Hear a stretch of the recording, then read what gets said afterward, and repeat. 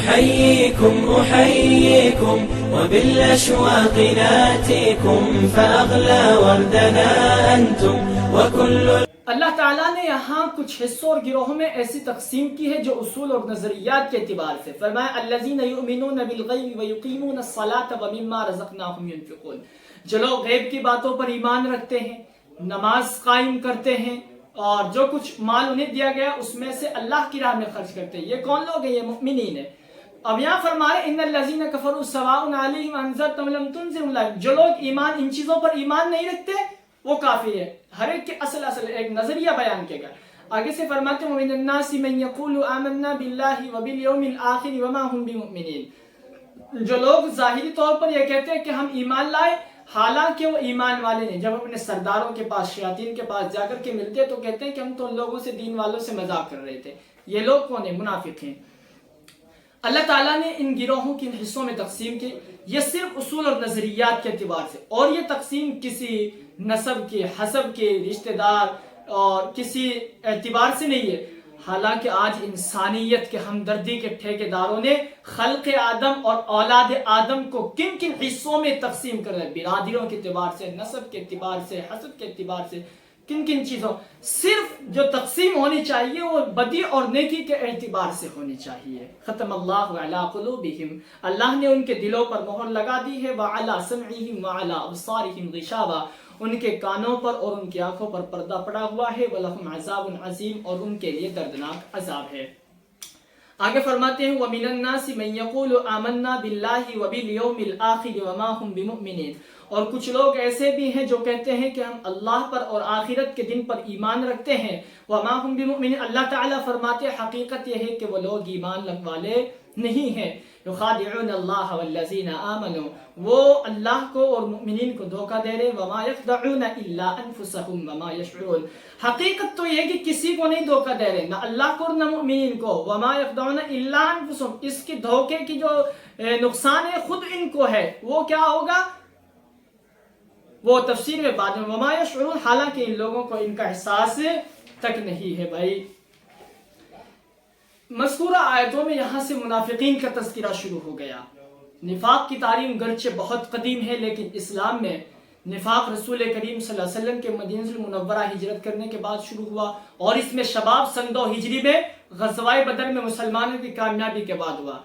اللہ کے رسول صلی اللہ علیہ وسلم نے مدینہ المنورہ میں آنے کے بعد سب سے پہلے یہ کام کیا کہ جو مدینے میں یہودی تھے اور یہود کے جو قبائل تھے آباد چاروں طرف، یہ دوسرے قبیلے تھے، ان سے امن کا معاہدہ کیا تاکہ امن اور تاکہ سکون و اطمینان کی فضا میں لوگوں کو اسلام سکھانے اور سمجھنے کا موقع ملے اور مسلمان مدینے میں ایک بڑی طاقت سمجھے جانے لگے. ایک شخص تھا وہاں عبداللہ بن ابی بن سلول. بہت چالاک تھا، بہت ہوشیار تھا. اللہ کے رسول صلی اللہ علیہ وسلم جس وقت مدینہ المنورہ میں تشریف لائے اس سے پہلے باقاعدہ لوگ اس کی سرداری کو متفقہ طور پر تسلیم کرتے تھے.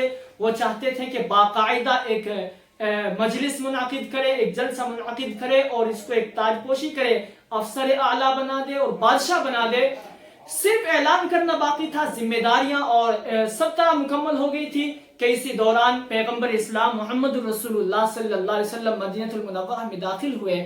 یہودی جو لوگ تھے رسول کریم صلی اللہ علیہ وسلم کی بابت پیشین گوئیاں جانتے تھے، آپ کا حال معلوم تھا.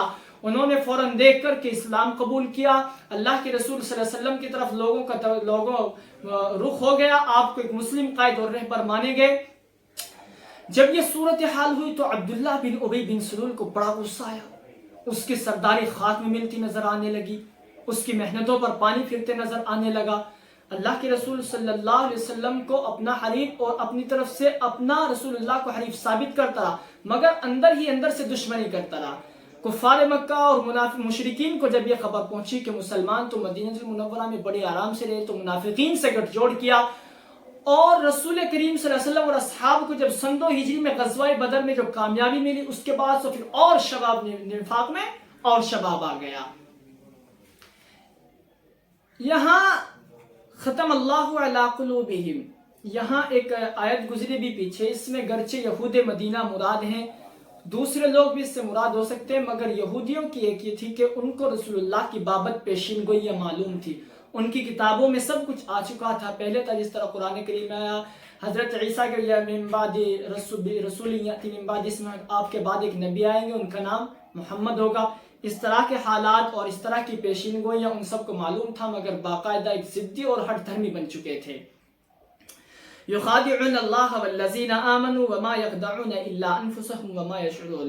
وہ اللہ کو اور مومنین کو دھوکہ دے رہے ہیں، حقیقت تو یہ ہے کہ وہ اپنے ذات کے علاوہ کسی اور کو دھوکہ نہیں دے رہے، حالانکہ ان کو احساس نہیں ہے.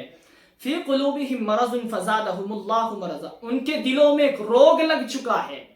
روگ سے کیا مراد ہے؟ مرض سے کیا مراد ہے؟ روحانی مرض بھی ہو سکتا ہے، شرک، نفاق، حسد وغیرہ، اور ظاہری مرض بھی ہو سکتا ہے. اگر اللہ تعالیٰ فرماتے فزادہم اللہ مرضا، اللہ نے ان کے مرض میں اور زیادتی کر دی ہے. زیادتی کا ایک پہلو تو یہ تھا کہ قرآن کریم کی وقتاً فوقتاً جب جب آیتیں نازل ہوتی رہتی تھی تو ان کا حسد، نفاق اور بڑھتا چلا جاتا تھا.